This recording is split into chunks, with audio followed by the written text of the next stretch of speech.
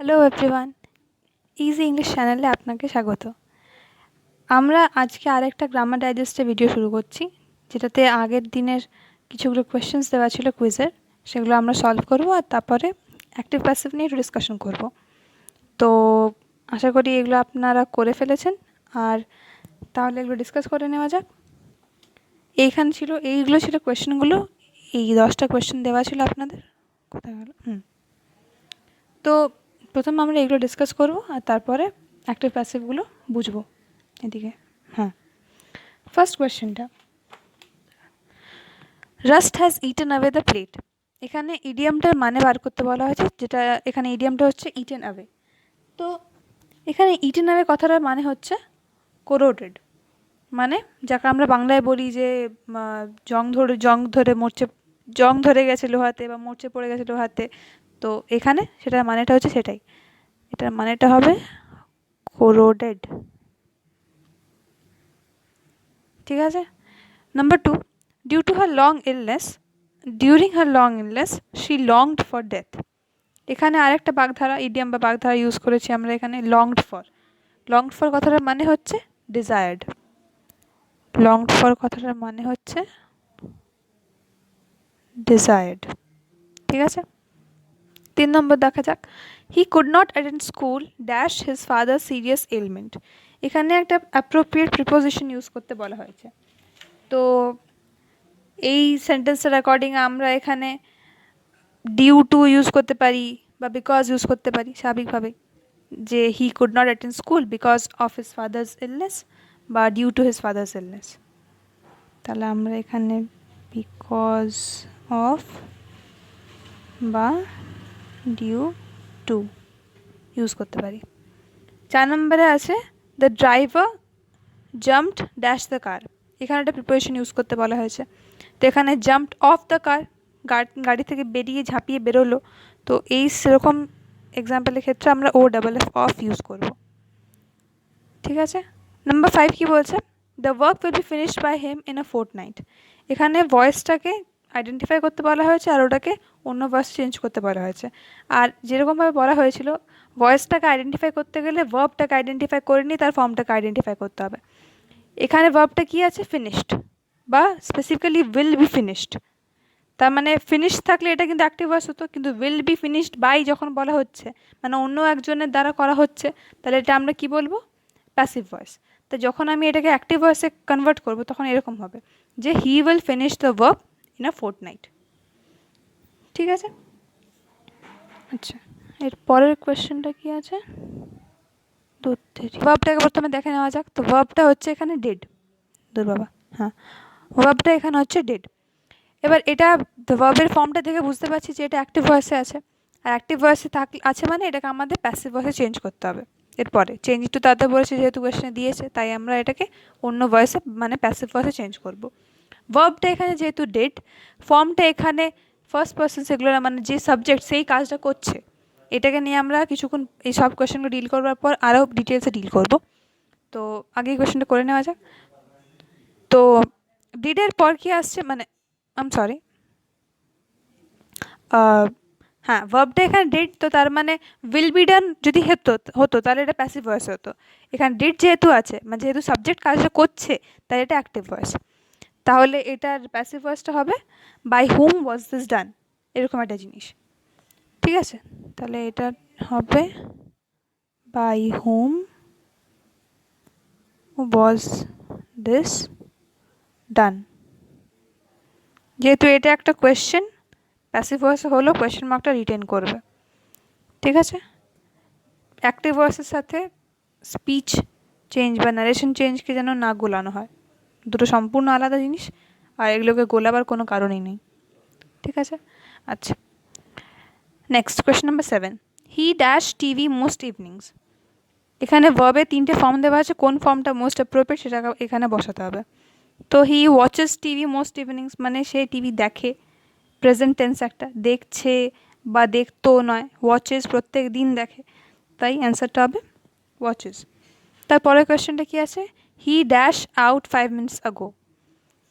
He has gone out 5 minutes ago হবে, না had gone out 5 minutes ago হবে, না ওয়েন্ট আউট 5 minutes ago হবে।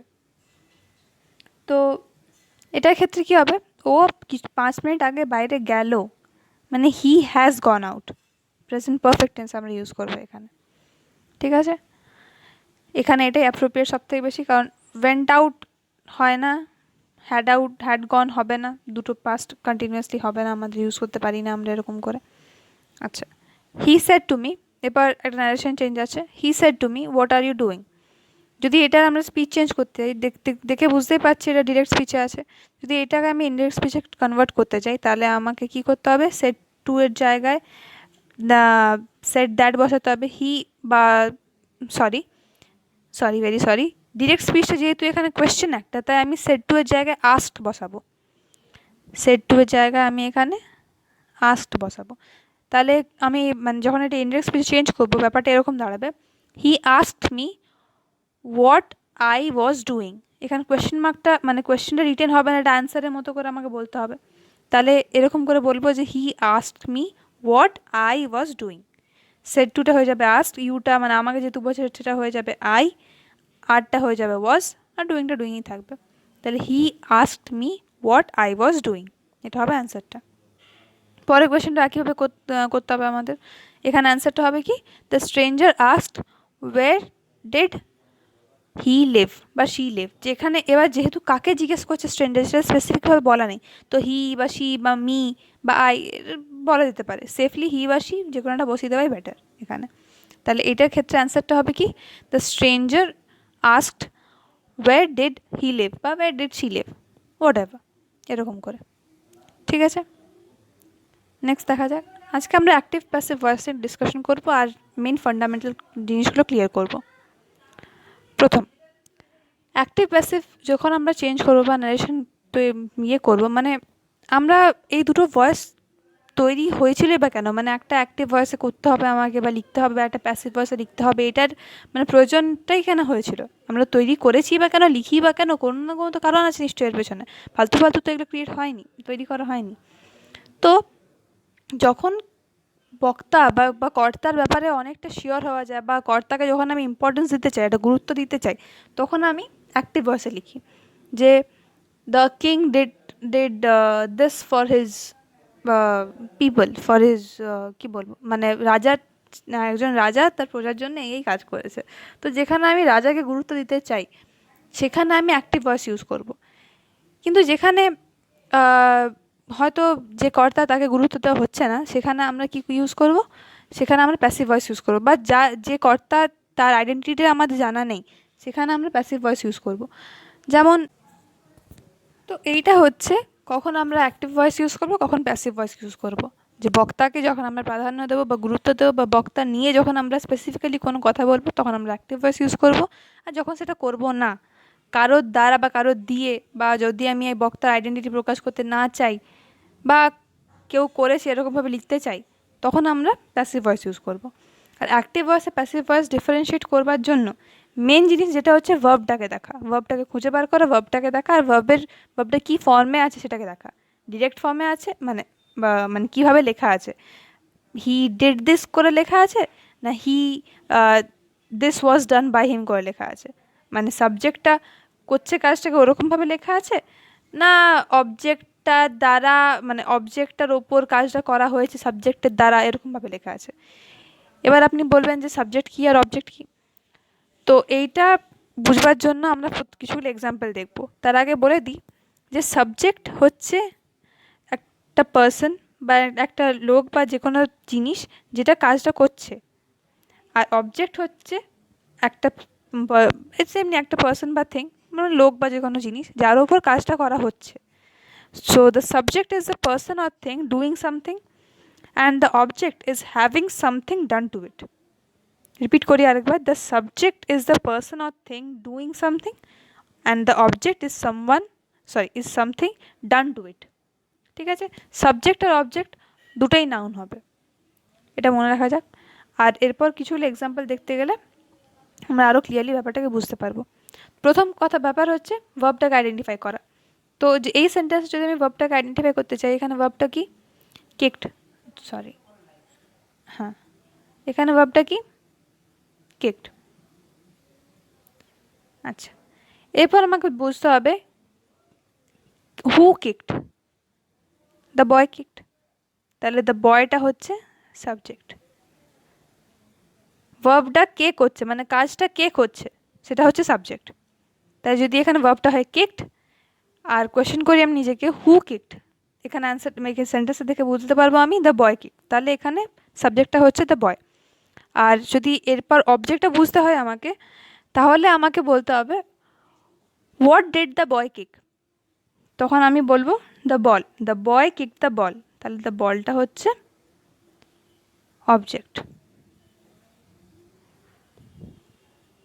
ঠিক আছে, একইভাবে যদি আমি আরেকটা এক্সাম্পল দেখি, এখানে আবার ফার্স্ট নিয়ম হচ্ছে যে ভার্বটাকে আইডেন্টিফাই করা। দুটো সেন্টেন্স থেকে বুঝতেই পারা যাচ্ছে দুটোই অ্যাক্টিভ ভয়েসে আছে। ঠিক আছে, যাই হোক ওটার প্রসঙ্গে পরে আসছে, আগে সাবজেক্ট অবজেক্টের ব্যাপারটা ক্লিয়ার করি। আচ্ছা, তাহলে ভার্বটাকে প্রথমে আইডেন্টিফাই করা যাক। এটা হচ্ছে ভার্ব, কুকসটা verb, who cooks, my teacher's sister cooks, এটা হচ্ছে subject. What does she cook, what does my sister's what does my teacher's sister cook, delicious food, the delicious ফুডটা হচ্ছে অবজেক্ট।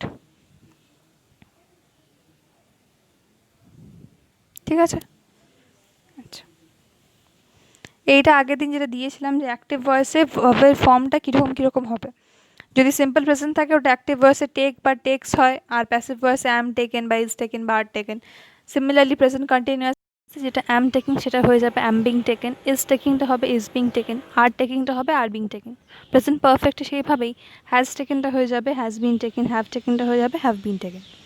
আচ্ছা, তো তাহলে বেসিক্যালি আমরা এতক্ষণ বুঝলাম যে কিভাবে আমাদের অ্যাক্টিভ প্যাসিভ চিনতে হবে এবং কনভার্ট করতে হবে।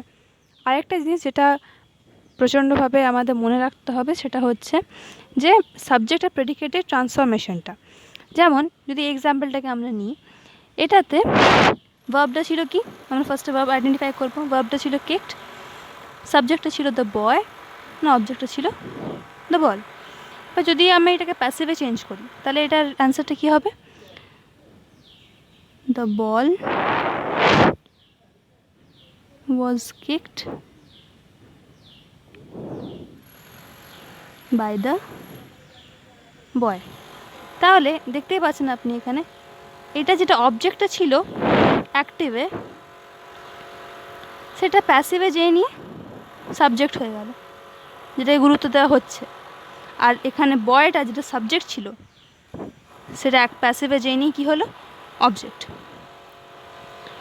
তো এই ট্রান্সফরমেশনটা আমাদের খেয়াল রাখতে হবে যখন আমরা চেঞ্জ করব। শুধুমাত্র ভার্বের ফর্মটাকে চেঞ্জ করে দিলাম আর সাবজেক্ট অবজেক্টটাকে ট্রান্সফর্ম করলাম না, সেটা ভুল হবে।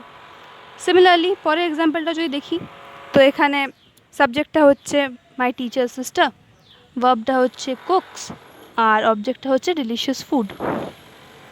এটা যদি আমি প্যাসিভে চেঞ্জ করি তাহলে কী হবে অ্যান্সারটা, ডিলিশিয়াস ফুড ইজ কুকড বা is cooked by my teacher's sister। এভাবে হবে, অবজেক্টটা প্যাসিভে যেয়ে নিয়ে সাবজেক্ট হয়ে যায় আর সাবজেক্টটা প্যাসিভে যেয়ে নিয়ে অবজেক্ট হয়ে যায়। এই ট্রান্সফরমেশনটা আমাদের খেয়াল রাখতে হবে। আর পরের ভিডিওতে আমরা অ্যাক্টিভ প্যাসিভ নিয়ে আরেকটু আলোচনা করব, আরও কটা এক্সাম্পল দেখব, আর গ্রামার ডাইজেস্টে আমরা যেভাবে 10টা করে এক্সাম্পল করি সেগুলো কন্টিনিউ রাখবো। ততক্ষণ ভালো থাকুন, সুস্থ থাকুন আর ইংলিশ শিখতে থাকুন। Thank you.